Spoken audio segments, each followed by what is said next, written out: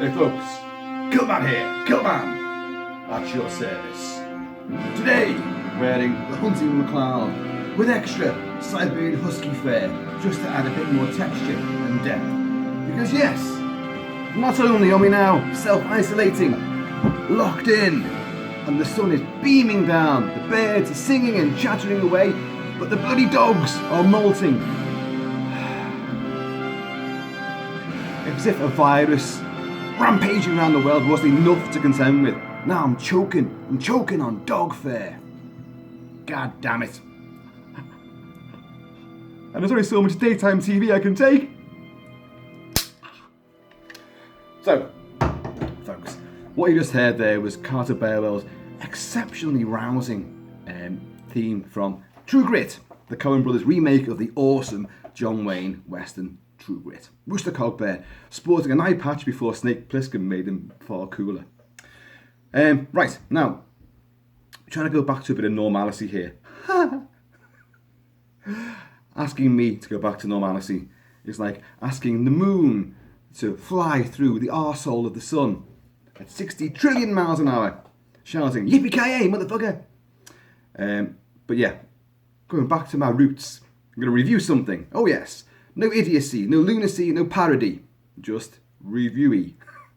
And this is for you, Kenjiro. You requested me to do this a little while ago, and now finally, I'm going to do it for you, sir. It's Patrick Swayze's fantasy epic from 1987, Steel Dawn. Steel Dawn, yes. Now, the reason why it's taking me this long to do it, I said to you, yeah, I'll dig that out, I'll find it, and I'll watch it again, because I haven't seen it in donkey's years. Couldn't find it. I found things like Next of Kin, the other Swayze one, and other shit like Red Dawn, you know. And I'm not the biggest fan of Swayze, I'll be honest. Roadhouse is awesome, absolutely awesome, and Point Break, fucking excellent. And don't even mention Dirty Dancing to me because I've never seen it. It's not my cup of tea, man, you know. But yeah, so I couldn't find it. So I had to go and buy it again, just for you, Kenjiro. The sacrifices I make. So I bought it again. And you watch, I'll find it. I'll find my previous copy of it. Duh. Anyway, 1987. Now, remarkably, Swayze did this just after Dirty Dancing. Now, you'd think he would be commanding enormous amounts of money, big budget, extravaganzas. Didn't quite happen like that. And he was always best as part of an ensemble cast. Swayze himself is magnificent. I do like Swayze a lot. God rest his soul.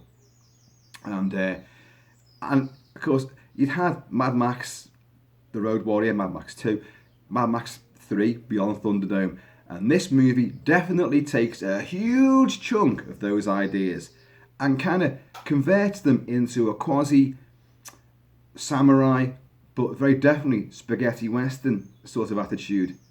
Not even so much spaghetti western, more like the quintessential Hollywood western, most notably Shane, the classic Shane, wherein a drifting cowboy that has abilities and skills which are not the most social. He learns to love and find redemption in a family which he looks after from badass bastards who want their land, their property, and are causing hell in the local township. And he gets a surrogate son as well in it. Well, this is a very definite reworking of the story of Shane. Now, that idea has gone around a hell of a lot. Things like Kurt Russell did Soldier, which was very similar again. He would take on board, a family who are beleaguered and being oppressed. He'd fight for them. He'd learn to live and love again. The film Outlander, which I might cover next because I watched that straight after watching this because it's so similarly themed, where Jim Caviezel plays some alien sort of ethereal being who crash lands to Earth during, and meets the Vikings to fight off this alien monster. But he has lost his family and learns to live and love again, gets a surrogate son and a new wife. Yes. And speaking of wives, in Steel Dawn, Swayze's real life wife, what's her name? Lisa Nemi. She plays the woman who runs this isolated water farming ranch in the middle of what is the Namibian desert. That's where he filmed it. And it does paint a very sort of arid, red, bleak, sort of alien landscape. I mean, whenever you do a film like this, where it's set in some post-apocalyptic wasteland, just go out in the desert, dead easy. Or find some, I could even film it, I could even do my own parodies down on the dunes, the sand dunes, if I was allowed out, you know. But, so it's very, very cheap. But the thing is, they look cheap as well. And this is a slight problem with this movie. This film does look more akin to the Italian rip-offs of Mad Max that came out, where lots of little strange buggies are cobbled together, little shanty towns of, like, you know, aluminium and little metal and plastic, and they're all strung together, strange colours and things. But there's a great thing about this movie is the fighting. The plot may be hackneyed. Swayze plays a guy, a man with no name. We just know him as the Nomad, and he's wandering the desert. We learn that he's an ex-soldier. But of what army? What was the apocalypse that took place? We do not know. We just know there was one. But armies have fought and now have been abandoned and sacrificed. But they were carrying swords. And yet, so people, they talk about cities in the old days and, like, you know, why'd you choose to be out in the wasteland when you could be in the city? So cities still exist, or rather much bigger settlements. Anyway, after we first meet him, he's meditating. He's upside down, balancing on his head, meditating, as you do, in the scorching hot Namibian sunshine. He then gets attacked by a band of Tusken Raiders. Well, they're not, but they look just like them. They come out the ground, and he lays waste to them all.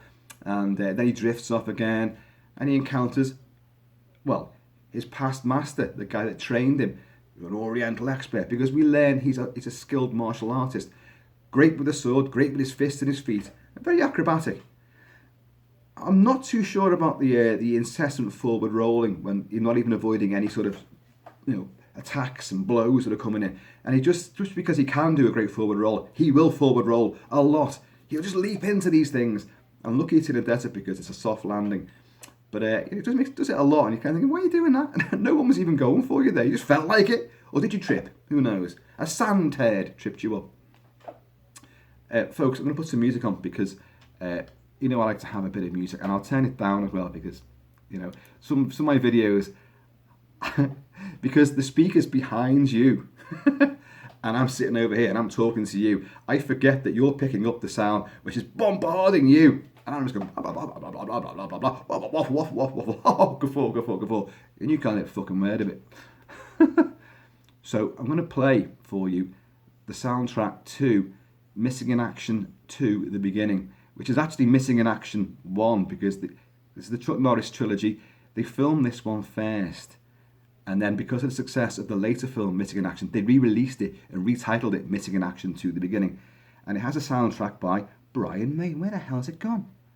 Where the hell is it? Here we go. I've got it. I'll turn it down a little bit. Now, not Brian May from Queen, not the guy with the big, long, shaggy hair that loves stargazing and loves nature and badgers. Not him. This is Australia's premier supremo of film composing. He did Mad Max 1, Mad Max 2, he did Road Games, he did Turkey Shoot, he did Patrick, he did enormous amounts of movies.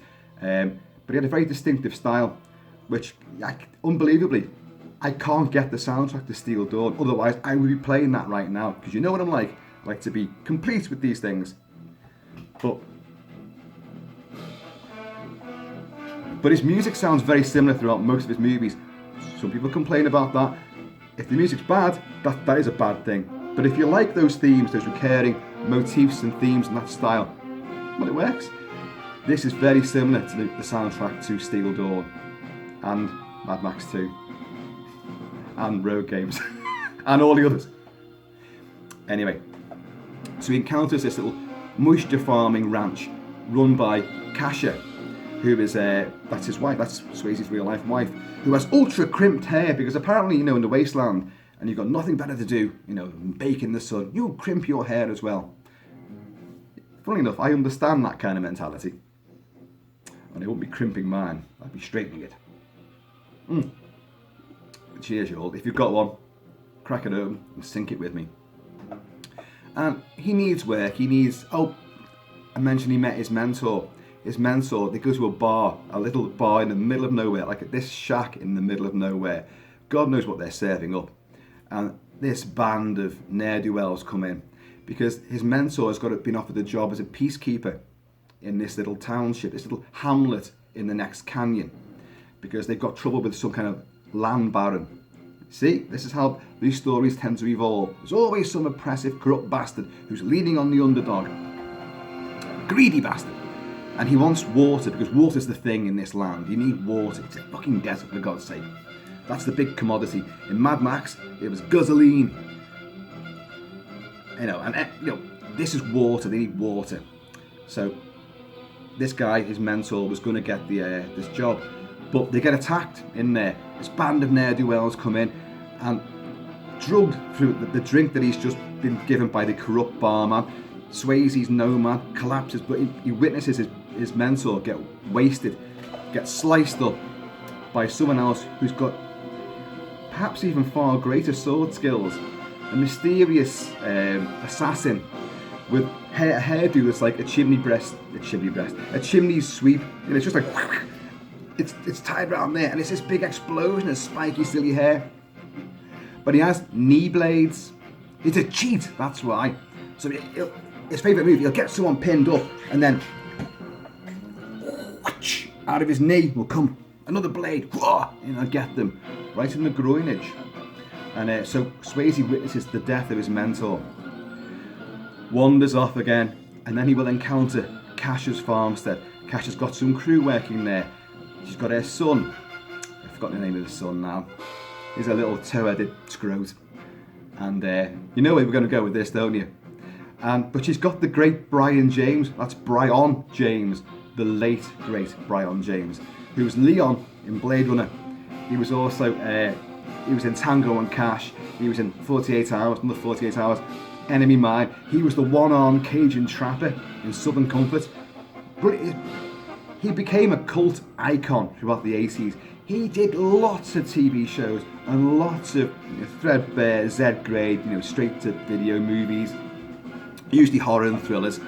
But he was such a personality, such a great actor, that he could lend gravity and style to anything. Just his appearance on screen, even though he looks ridiculous, because they've given him he doesn't have much hair anyway, but they've given him blonde hair and let him grow the back a little bit, and he's got weird little plastic earring things as well.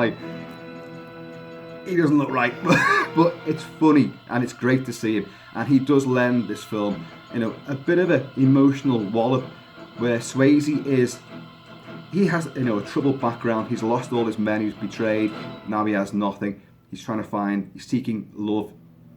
Well, he doesn't know it, but he's going to find love, and that'll be a form of redemption for him via Kasha, who's lost her husband, who's the father of this little scrote. And this little scrote looks up to Nomad, because Nomad can do stuff on the farm, and he can fix things, he meditates, and he's got some good fighting skills, as will be revealed, because when they take a trip to town to go and get some supplies, a fight breaks out, and with Brian James, I think he's called Targ or Tark, and they've got these little sort of ramshackle little trailer things which they crawl across the desert in. The vehicles ain't much to look at, and a fight breaks out. Brian James, Tark, holds his own quite well, and then gets outnumbered, and then Swayze will come in, Nomad, and his skills will be revealed for all to see. So they realise there's something more to this guy. Should we trust him? He's got some powers there. Well, I think the fact that he just saved you, because if Tark initially is we don't trust him, should I kill him now? And that's after he's just saved Tark's life. Well, there's the fucking thanks you get. But they realise that this guy really means well, and obviously relationships build between Nomad and Kasha, and she sees her son bonding exceptionally well with this mysterious stranger, to the point where she actually even reveals the secrets of why her husband, who got killed in the war, and apparently Nomad knew him, and he says he was a brave man, he died bravely and all this, but he's gone, he's never coming back, so you got me now, and I'm better looking. She reveals to him the secrets of why they built their ranch there, And it's kind of crazy. They live in these little sort of like fenced in, and it's very threadbare defences that they've got, and these little plastic shacks and corrugated cabins and that. Like, it is very, very, you know, Z-grade budget, but, you know, it would be like that, I suppose, if it post-apocalyptic world, you've got to salvage all the bits together and construct stuff. But it's not going to be fucking, you know, Des Res. It's not going to be Malibu, is it? You know. And literally, they're in like this cabin. She goes like, I want to show you something now. No one else knows about this. And then she takes one step that way and opens a door.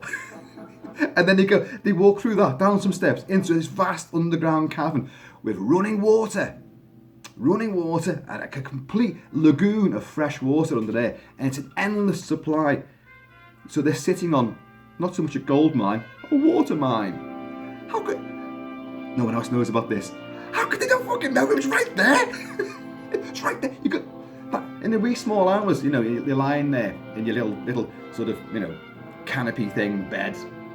And you're going to hear gurgling. Oh, God, you know, that sand burger I ate before. Oh, didn't go down with the snake too well. Oh, no, hang on, that's not my stomach. That sounds like a reservoir. Gurgling away, right beneath them.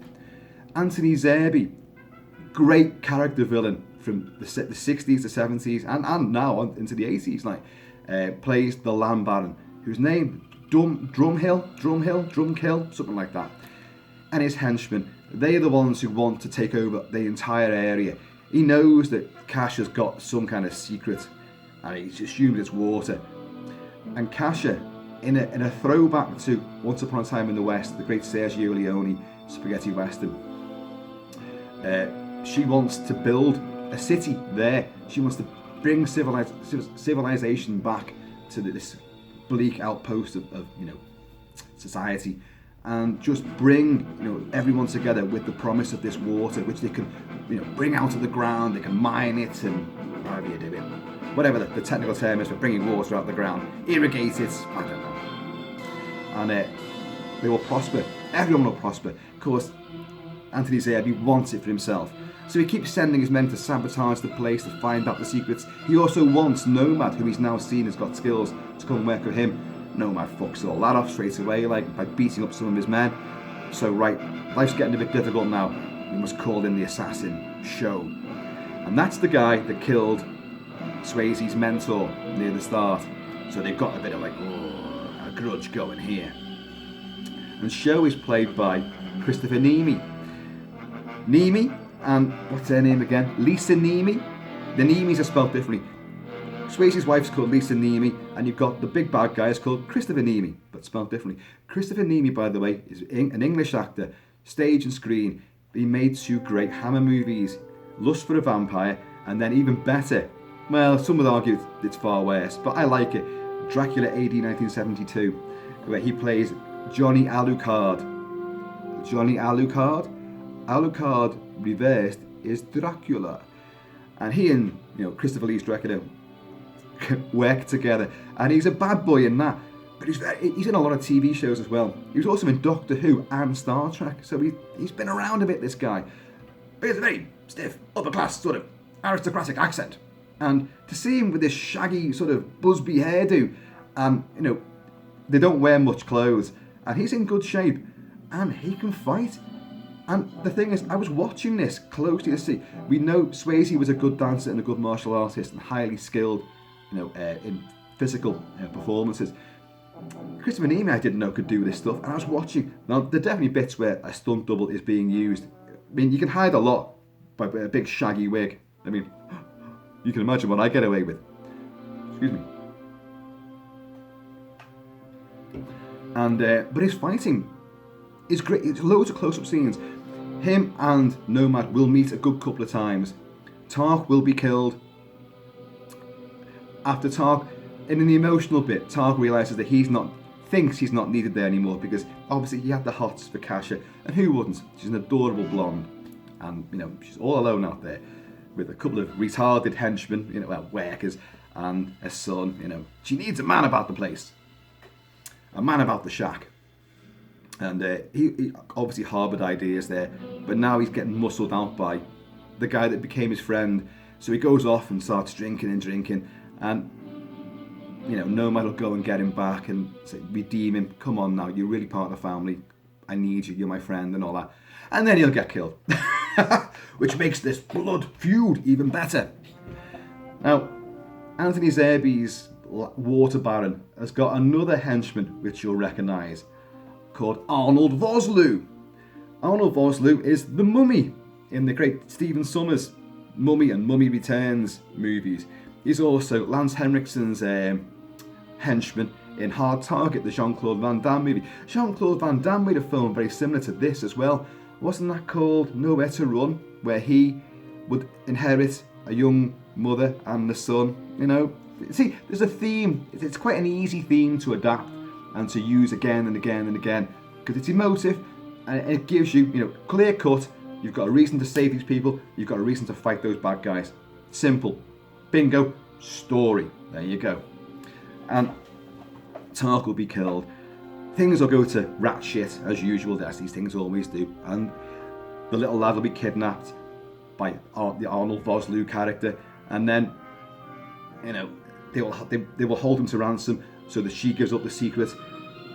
Then, of course, to the rescue will come, yes, you guessed it, that stand tear dimension. No. Swayze will come to the rescue, and a great big fight will ensue in the big bad guy's encampment, which is like a big refinery sort of thing with a big girder pyramid built there. And the fight is tremendous. It's brutal. The film, although it seems a little bit low budget and campy, but there's a fair bit of blood and snot in it. There's even some boobies on show, because the guys in Anthony Zerbe's encampment, well, you've got to wonder, when he makes in the deal, you come work for me, this is to Nomad, who's having a bath, in a proper bath, in the middle of a little rocky outcropping in the desert, and he gets surrounded by these bad guys, including Arnold Vosloo, who just want to take him out. And he still manages to outwit them, even though he's naked and sitting in a bath. But Clint Eastwood did it as well, so come on, it can work. And you think, well, hang on, because Nomad and Tark will break in to the enemy encampment to regain some equipment which was like fucking stolen from their encampment the night before in a little raid. And when they get there, all of the bad guys, men, drinking, having a whale of a time. There's all women there. If I was Nomad, I'd be thinking, shit, maybe I should have took him up on that offer, because this looks like a far better deal to me. But no, he's a man of honour. And but when it comes down to it, he'll have to fight this guy, and it's a fight to the death. And even though they've got some respect for each other, because it becomes apparent that Show, this assassin, this very refined thespian Englishman with a wacky hairdo, he was also an officer in the Guard as well. So they've got some military respect for each other. But the fight is tremendously well choreographed, and it is brutal. And I've got all kudos for that. The weaponry, okay, they have some distinctive swords. They're like long needles, very shiny, and I think Swayze's one itself has like 4 prongs that come out around the hilt, which kind of look good, but in reality, if you were using that, your opponent could just put this blade in between them and wrestle the blade out of your hand. But these are mythical swords. They're just meant to look distinctive. But the other thing, they have like holes. There's the hilt. In fact, hold on a minute. They're not too dissimilar from this. Here's the blade sword. If you haven't seen the video I did on this, do please check it out. This is from the film Blade. It's the blade from the film Blade that the character Blade wields.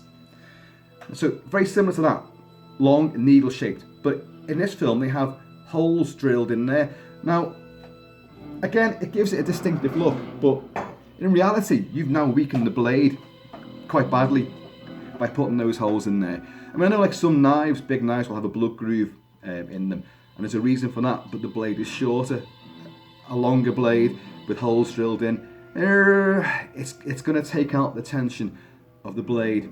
But hey, the fighting is good, and Swayze and Christopher Nimi are swinging these swords, and I'm stunned it didn't come a cropper. Maybe they did. A couple of elbows could have been sliced off, a few knuckles could have come off there. But obviously, you know where this is going to go. Swayze is going to kill the guy. Zerbe's going to get stabbed in the neck, and he's ended. And they're all going to go back to the happy homestead and obviously build this new future for everybody, all the good people, all the good folk who live around there.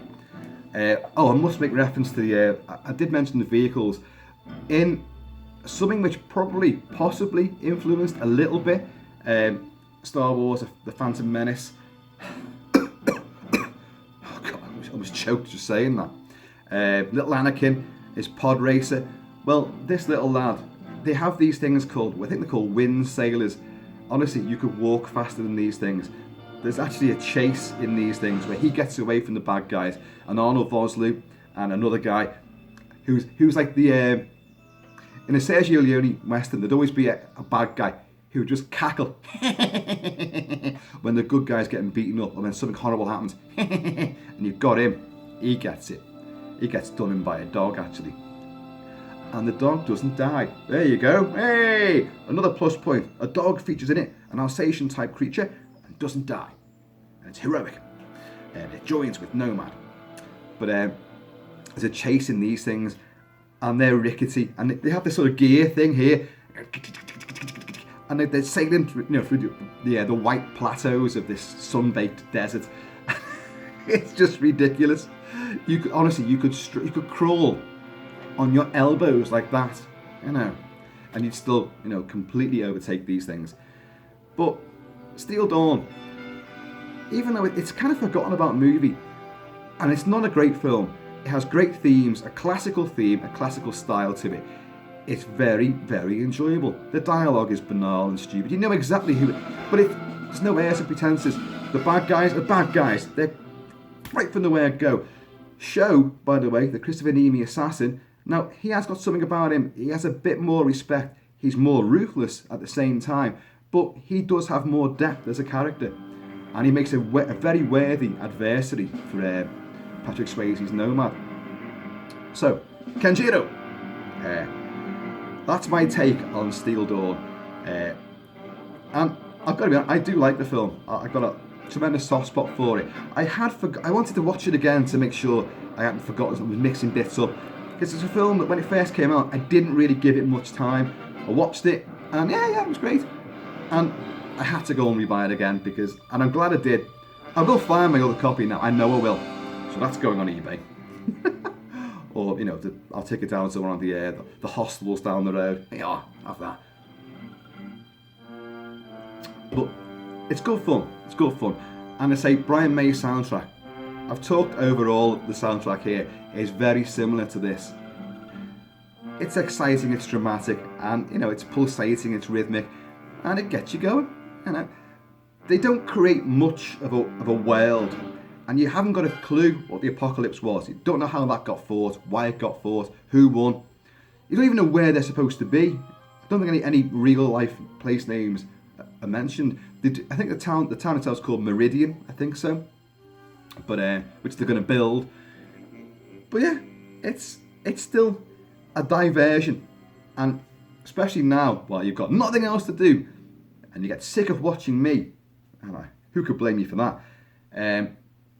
Films like that just while away the time. Even if you just sit there and go, "Oh, as if, oh, stay to that," you're still enjoying them. You're getting a lot of fun out of these things.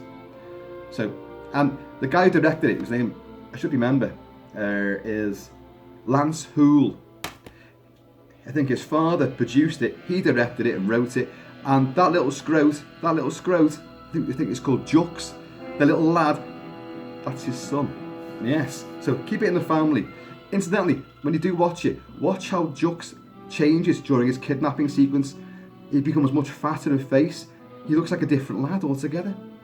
Very strange, very strange. But anyway, Steel Dawn, folks, it gets a thumbs up from me. Fighting is great. It's a good bit of enjoyable fantasy hokum. So, guys, in the meantime and in between time, please take it easy. Be happy, be healthy. Stay indoors. That's what everyone's saying. But make sure you go out for a little bit of exercise and get some fresh air. Walk the dog, and be happy. And we're going to get through all this, folks. Unless we come out into some fantasy world of post-apocalyptic deserts, But if that's the case, get yourself a good sword. Or better yet, get yourself some guns and a tank. Anyway, folks, in the meantime and in between time, Keep it kilted, keep it Celtic. And I'm going to see you all. Leaders! No one knows about the huge reservoir beneath here. No one. Keep it quiet now. Do you hear me?